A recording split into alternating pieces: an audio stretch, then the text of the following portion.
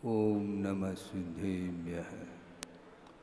ओम नमः सिद्धेभ्यः। ओम नमः सिद्धेभ्यः। मंगलम भगवान वीरो मंगलम गौतमो वने मंगलम कुंद कुंदाद्यो जैन धर्मोस्तु मंगलम सर्वमंगलमांगल्यम सर्वकल्याणकारकम प्रधानम सर्वधर्माणां जैनम जयतु शासनम। अहिंसा परमो धर्म की, महावीर भगवान की। प्रातः स्मरणे परम पूजाचार्य गुरुवर श्री विद्यासागर जी मुनि महाराज की जय।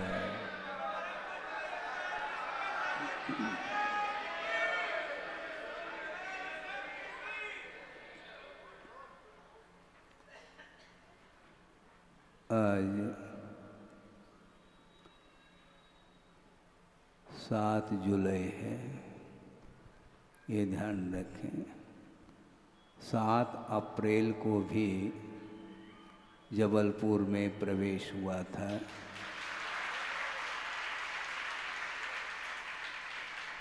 और यह 7 जुलाई के दिन भी कॉलोनी में लाभ देते हुए सर्वप्रथम यहीं से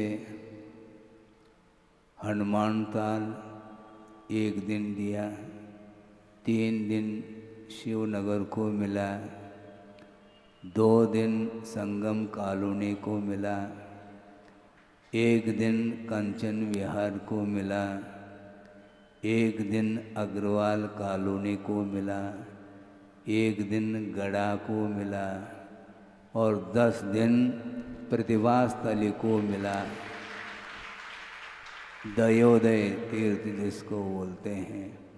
और लौटते समय 2 दिन मड़िया जी पेशनहारी मड़िया को मिला। इस प्रकार ये 21 दिन यह भ्रमण हुआ है।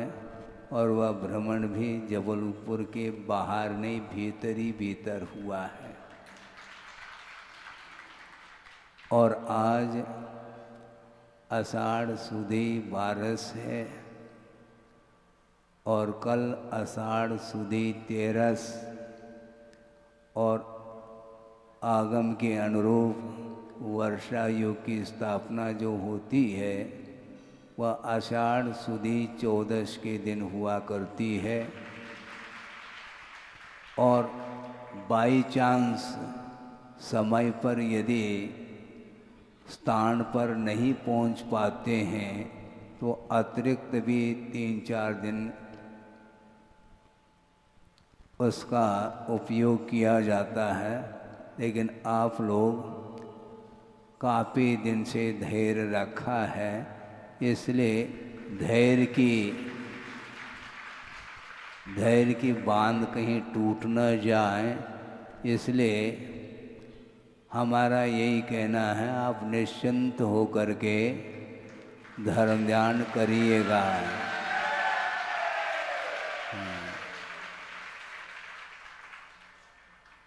वर्षा योग की स्थापना क्यों होती है, क्या इस विषय को लेकर के आषाढ़ सुदी 14 के दिन वर्षा योग की स्थापना होगी।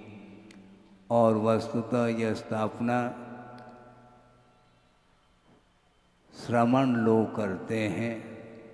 और औपचारिक जो कलश स्थापना की बात आती है तो आप लोगों ने जो भी तिथि तारीख निश्चित की हो उस दिन वह अवसर मिलेगा। उसके पहले ही आषाढ़ सुदी 14 के दिन वर्षा योग की स्थापना भक्तियों के पाठ के साथ किया जाएगा। अभी उसके बीच में 1 दिन और शेष है। इसलिए अब आप लोगों का क्या है?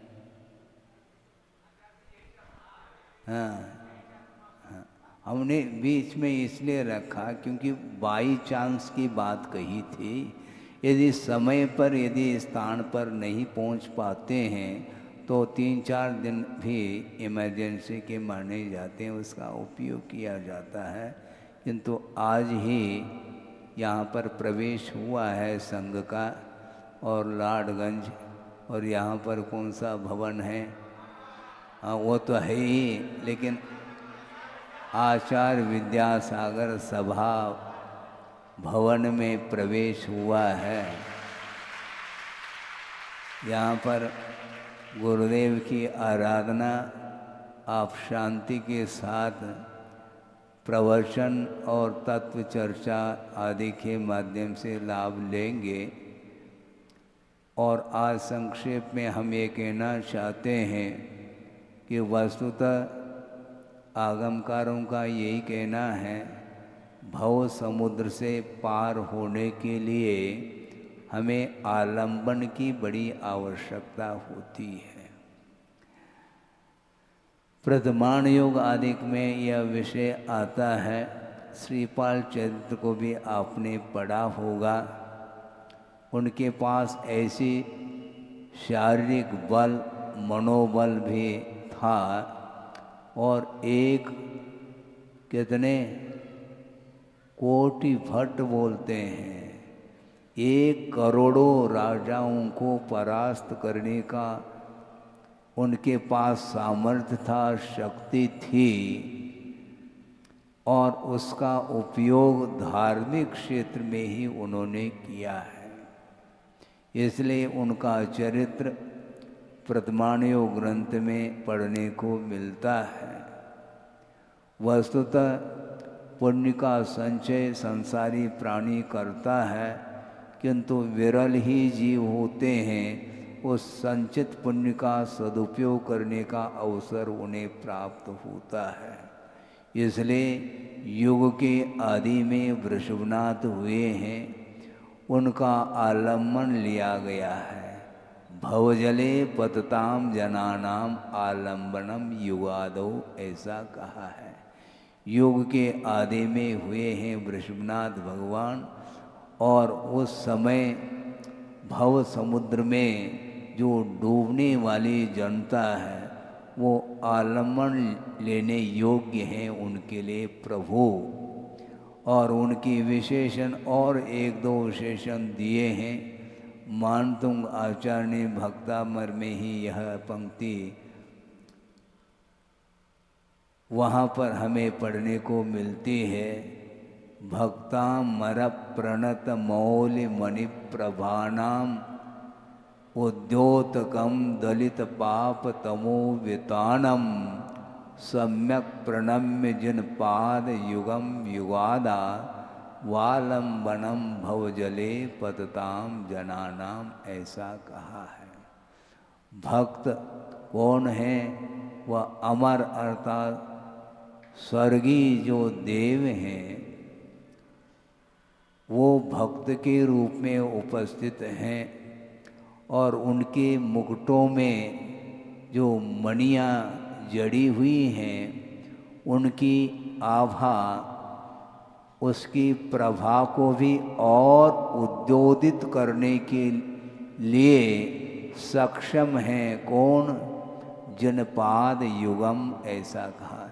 जिनेंद्र भगवान के चरण युगल वो कैसे हैं? वो इस प्रकार विशेषणों से विशिष्ट हैं। सोचिए, सौधर्म इंद्र मुकुट पहन करके आया है, वह झग झग झग झग करता है वह मुकुट, और उसमें वह स्वर्णिम मुकुट है, उसमें मणियाँ जड़ी हुई हैं विभिन्न प्रकार की, उनकी प्रभा फैल रही है। उस प्रभा को भी उद्योतित और करने के लिए सक्षम है जिनेंद्र भगवान के चरण युगल। और दलित पाप तमो वितानम, ऐसा कहा। उनके चरण युगल और कैसे हैं? पाप तमो वितानम, पाप रूपी अंधकार के विस्तार को जिसने नष्ट कर दिया है, ऐसे जिनेंद्र भगवान के चरण युगल हैं, ऐसा कहा। उनके लिए सम्यक प्रणम्य अच्छे तरीके से मन वचन काय से मैं प्रणाम करता हूँ, ऐसा कहा जा रहा है। सोचो, विचार करो, वृषभनाथ भगवान सर्वार सिद्धि से नीचे उतरे हैं और उनका गर्भ में प्रवेश होना होता है, उसके उपरांत जन्म हो जाता है। किंतु जन्म तो भगवान नहीं बनते, भगवान का जन्म नहीं होता। भगवान का गर्भ कल्याणक, भगवान का जन्म कल्याणक ऐसा जो कहा जाता है, एक व्यावहारिक पद्धति से कहा जाता है। वस्तुतः भगवान का गर्भ कल्याणक नहीं होता है, क्योंकि भगवान कभी भी गर्भ में नहीं आते। वृषभ कुमार गर्भ का जो जीव है वह सर्वार सिद्धि से आया है, गर्भ में प्रवेश उसका हुआ है, उस जीव का, और उसी जीव का जन्म हुआ, अर्थात वृषभ कुमार का जन्म हुआ। न वृषभ सागर का जन्म हुआ, न वृषभ नाथ का जन्म हुआ, किंतु वृषभ कुमार का जन्म हुआ है। और उस जन्म कल्याण को, गर्भ कल्याण को मनाने के लिए सौदर्भ इंद्र स्वयं उपस्थित हो जाता है और भी अन्य इंद्रों के साथ वहाँ पर कल्याण के लिए अपनी उपस्थिति दर्ज करता है। किंतु एक विशेष बात ये है, कल्याणक मनाना अलग वस्तु, किंतु श्रमण लोग उनके प्रति क्या व्यवहार करेंगे। वृषभ कुमार का जन्म हुआ है और वह आदर के साथ वह सौदर इंद्र नतमस्तक हो रहा है, किंतु ये ध्यान रखो, उनका वह नतमस्तक होना वस्तुतः कल्याण की दृष्टि से इस प्रकार की भक्ति या आदर का भाव व्यक्त किया जा रहा है, न कि अष्टमंगल द्रव्य के माध्यम से उनकी पूजा की जा रही है। क्यों? इसलिए नहीं कर सकते क्योंकि अभी असंयम की भूमिका में उनका जीवन चल रहा है, और राग के साथ जीवन जीने वाला जो व्यक्ति होता है, भले ही वह उसी भव से मोक्ष मार्ग के नेता बनेंगे, किंतु अभी वर्तमान में वो नेता मोक्ष मार्ग के तो नहीं है। इसलिए श्रमण लोग उनकी वंदना नहीं कर सकते। फिर कब करेंगे? जब दीक्षित हो जाते हैं, सारे परिग्रहों का विमोचन करते हैं और उन त्यक्त वस्तुओं के प्रति उनकी कोई भी लालसा, उनकी कोई भी इच्छा मूर्छा नहीं रहती है। बाहरी और भीतरी परिग्रहों से ऊपर जब जीव उठता है, तब कहीं जा कर के वो नमस्कार करने योग्य होते हैं, वह स्तुति करने के योग्य होते हैं। उनकी स्तुति, उनकी वंदना, उनकी पूजा, उनकी आराधना, उनकी उपासना, ये सब बिना निर्ग्रंथ अवस्था के संभव नहीं है। इसलिए पंच परमेष्टि की आराधना हम और आप करते हैं, उसमें भी पांचों परमेष्टि हैं जो कि दिगंबरत्व को लिए हुए ही हैं। सरागी देवी देवताओं की पूजा संभव नहीं है। वीतराग देव शास्त्र गुरु की ही पूजा अर्चना होती है। इसलिए युग के आदि में वृषभनाथ भगवान का जन्म हुआ और वो दीक्षित हुए। दीक्षित होने के उपरांत विश्व के हित के बारे में उन्होंने उपदेश अधिक दिए हैं, किंतु उन्होंने उपदेश भी जो दिया है वह भी दीक्षित होने के तत्काल बाद नहीं किया, किंतु जब तक केवल ज्ञान उन्हें प्राप्त नहीं हुआ, 1000 साल तक उन्होंने उस श्रामण्य पद को अंगीकार करते हुए 1000 साल तक उन्होंने आत्मा की साधना की है। उस साधना के फलस्वरूप मोहनी कर्म का क्षय हो जाता है और केवल ज्ञान की उत्पत्ति होती है। और केवल ज्ञान की उत्पत्ति होने के कारण दिव्य ध्वनि स्वाभाविक रूप से खिलती है और उसके माध्यम से विश्व का हित होता है। वो दिव्य ध्वनि को सुनने के लिए सारी की सारी जनता उमड़ करके आ जाती है और वो स्वर्गीय देवगण देवी आदि आदि सभी लोग आते हैं। यहाँ तक कि उस समो शरण में पशुओं के लिए भी स्थान रिक्त मिलता है और वहाँ पर जा कर के शांति के साथ उस दिव्य ध्वनि का श्रवण करते हैं और अपने परिणामों को पवित्र बनाते हैं। अपने परिणामों को पवित्र बनाने के लिए ही तीर्थंकरों का आलंबन लिया जाता है। भवजले पतताम जनानाम युगादो आलंबनम। भव समुद्र में डूब रहा है संसार, उसको पार कराने के लिए सक्षम यदि कोई है तो युग के आदि में वृषभनाथ भगवान रहे। इसीलिए हमें संसार समुद्र से पार होना है तो निश्चित रूप से देव गुरु शास्त्र का ही एकमात्र आलम्बन लेना होगा और उसके माध्यम से ही हम पार हो सकते हैं। जबलपुर से पार होना क्या नहीं, शुरू हो गए हम प्रारंभिक दिन में ही। जबलपुर से पार होना क्या नहीं, महाराज पार तो होना है, फिर तो क्यों लगा रहे हैं? तो इसलिए लगा रहे हैं महाराज, जब तक साधना नहीं होगी तब तक कोई न कोई स्थान तो हमें स्थान का आलम्बन लेना पड़ता है। क्योंकि आप तो श्रवण की भूमिका में हैं, आपने संयम अंगीकार कर लिया है, आपकी भूमिका संयम की रही है और हम तो असंयमी ठहरे, इसलिए आपका आलम्बन हम लेंगे किंतु हम अपने स्थान को तो छोड़ नहीं पाते हैं क्योंकि मजबूरी है। और सही बात है क्योंकि आपके साथ और भी परिवारजन हैं, उनका भी प्रबंध आपको ही करना है। संचालन, परिवार का संचालन करने वाले प्रत्येक श्रावक है, जैसे सभा का संचालन करने के लिए बैठे हैं, तैयार बैठे हैं। 20 दिन 21 दिन का बीच में अंतराल रहा किंतु समय समय पर अन्य कॉलोनी में भी उनका वहाँ पर आना हुआ और सारे कार्यक्रम को सुचारू रूप से संचालित करते रहें। ये होना चाहिए। हाँ, ये ध्यान रखो, बीच बीच में गैप ठीक नहीं। बिजली चली जाए तो बात अलग है। सुनो, बिजली चली जाए तो माइक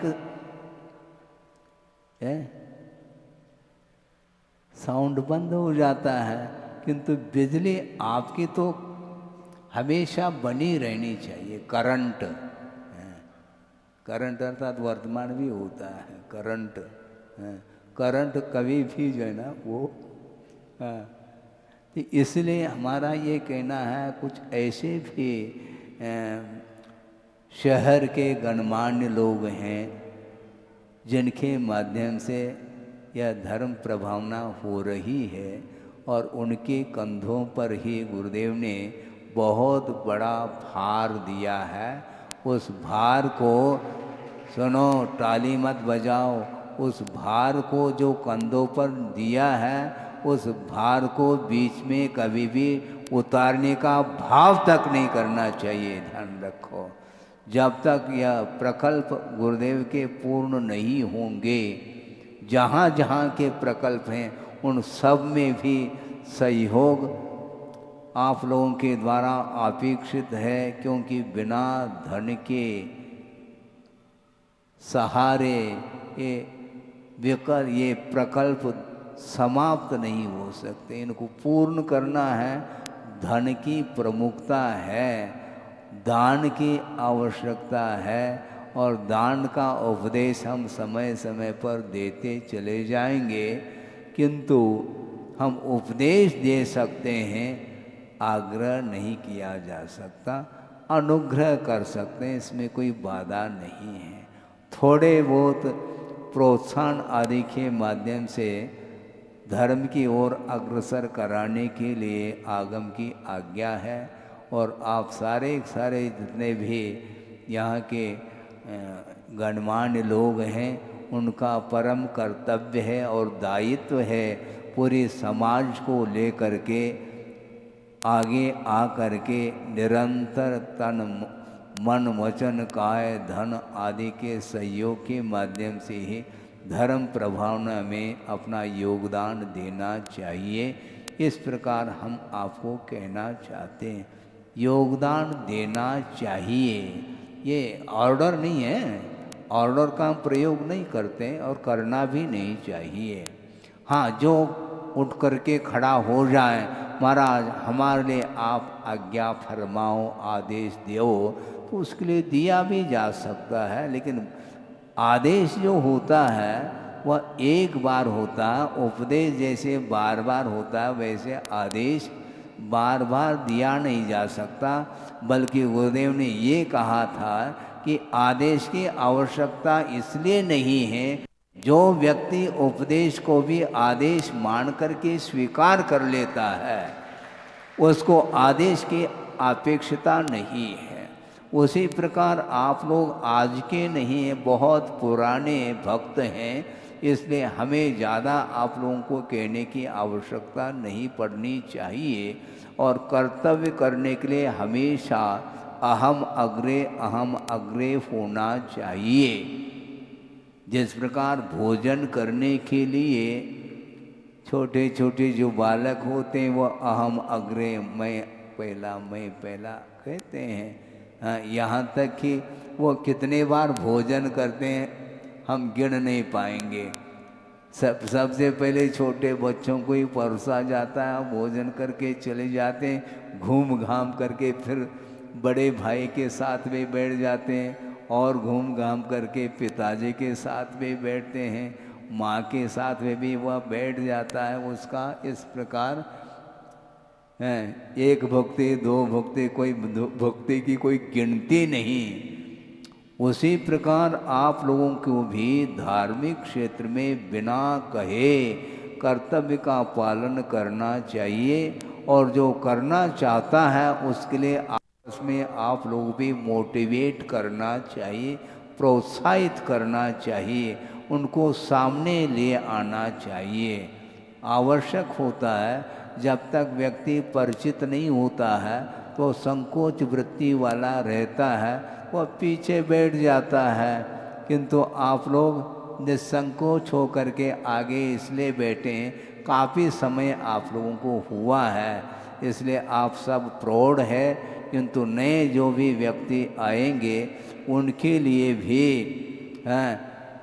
इस सभा में स्थान देना चाहिए, चाहे बाहर का व्यक्ति हो चाहे वह स्थानीय व्यक्ति हो, किंतु उनको प्रोत्साहित करते हुए, क्योंकि आचार्यों ने ये कहा है न धर्मो धार्मिकैर विना, धर्मात्मा के बिना धर्म का कोई अस्तित्व संभव ही नहीं। आप धर्म की आराधना करने के लिए बैठ जाते हैं, किंतु धर्मात्मा आ जाए तो मुखर जाएंगे क्या? नहीं, क्योंकि वह धर्म बिना धर्मात्मा के संभव नहीं है। इसलिए साधर्म के प्रति ऐसा व्यवहार होना चाहिए जैसा कि वह हमारे परिवार का ही सदस्य है, ऐसा मान करके व्यवहार करना चाहिए। बिना वात्सल्य, बिना आदर, बिना सम्मान, बिना आत्मीयता के ये धार्मिक कार्य नहीं हो सकते हैं। इसलिए गुरुदेव ने जो श्रम किया है वह अद्भुत है, उनका पुरुषार्थ। कितने व्यक्तियों को उन्होंने तैयार किया, पूरे जबलपुर को ही उन्होंने तैयार कर दिया है। चतुर्वेद संघ का निर्माण भी किया है तो साथ साथ सामाजिक क्षेत्र में भी उन्होंने जो आदर्श प्रस्तुत किया है, जो विश्व को प्रकाश दिया है, वह न भूतो न भविष्यति वाली बात है।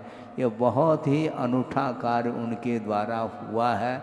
इसी प्रकार के भविष्य में भी हमें, क्योंकि पंचम काल के अंत तक यह धर्म का अस्तित्व बना रहेगा, धर्म का प्रवाह बना रहेगा। बीच बीच में भले ही थोड़े बहुत अप डाउन होता रहे, बात अलग है, क्योंकि अवसर्पिणी काल है, पंचम कलिकाल है।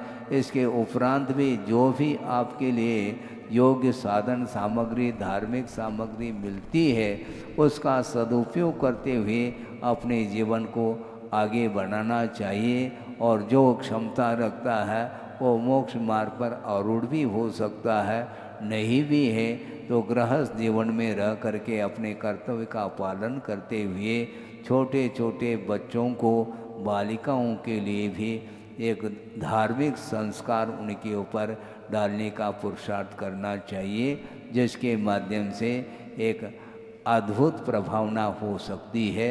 हो इस पवित्र भावना के साथ अहिंसा परमो धर्म की जय। बोधि समाधि परिणाम शुद्धि स्वात्मोपलब्धि शिव शोक सिद्धि चिंतामणिम चिंतित वस्तुदाने त्वां वंदमानस्य ममास्तु देवी। परम पूज्य आचार्य गुरुवर श्री विद्यासागर जी मुनि महाराज की जय।